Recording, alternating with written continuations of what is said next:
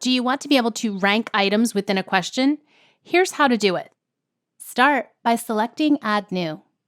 From the menu, select More. From the context menu, select Ranking. In the question field provided, enter the question text. If you want to include media, say for example, a picture of a cup of coffee, steaming and filled to the brim, then you would click here on the Insert Media button. Next, select the ranking options in the option fields provided. You can use the Tab key to move from one option field to the next. If additional options are needed, select Add Option.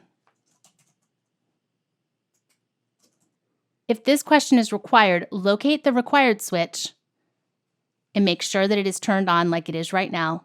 If not, you can turn that off. And that's how you can add a ranking question.